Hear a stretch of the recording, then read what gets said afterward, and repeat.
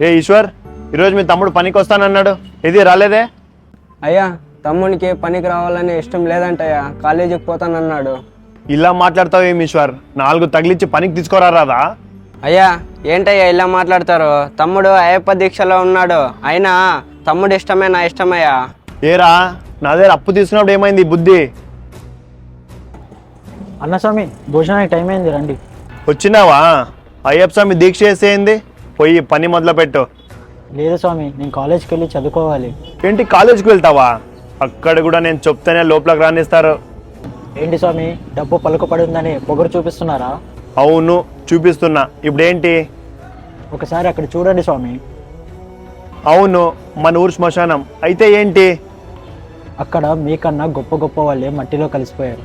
ఇక మీరెంత స్వామి? గర్వం తలకెక్కినప్పుడు ఒక్కసారి శ్మశానం వైపు చూడండి. ఎంత గొప్పవాడైనా మట్టిలో కలిసిపోవాల్సిందే.